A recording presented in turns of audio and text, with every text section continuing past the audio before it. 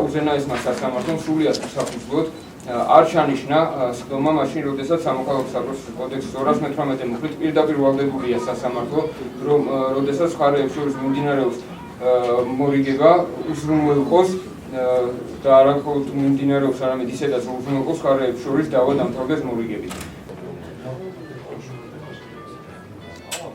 საქართველოს იუსტიციის უმაღლესი საბჭოდან ჩვენ მოვითხოვთ კონკრეტულ მოსამართლეებზე დადგეს ის დისციპლინური დევნა თუ ჩათვლიან ისინი საჭირო და ესე ვთქვათ დამტკიცდება რომ მათ ჰქონდათ გადაშტომა და ჩვენ დარწმუნებული ვართ რომ მათ ჰქონდათ ეს გადაშტომების საქმეში და დარღვევები ასევე მთავარ პროკურატურას ჩვენ მიმართავთ რომ ჩვენი საფუძვლიანი ეჭვის ეჭვით ჩვენ გვასაფუძვლიანი ეჭვი რომ უზენაესმა სასამართლოს მხრიდან როგორც მოსამართლე კორპუსის ასევე აპარატის თანამშრომელთა მხრიდან ხდებოდა საქმის გაყალბება და დღემდე მიმდინარეობს და ამ შულთან დაკავშირებით მოვითხოვთ რომ აღიძრას ფაქტთან დაკავშირებით სისხლის სამართლის საქმე და დაიწყოს გამოძიება. თქვენ მზადეთ რომ აქ ხელისუფლების ხელი ურევია. სად იკვეთება ეს ინტერესი და რაში გამოიხატა?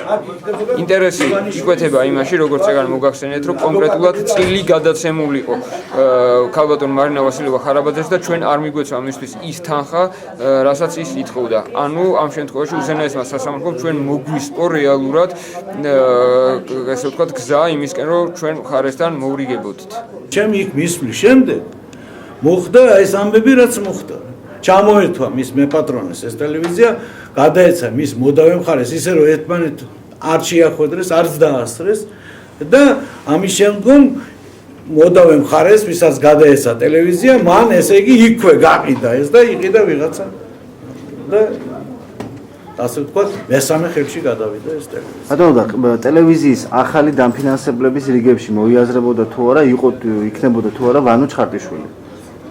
ერთ-ერთი. როგორ არა, მე გითხარი თქვენ რა, რომ მე ვანო არის ჩემი ახლობელი, მეგობარი, ერთად გავაკეთე ტელეკომპანია მზე.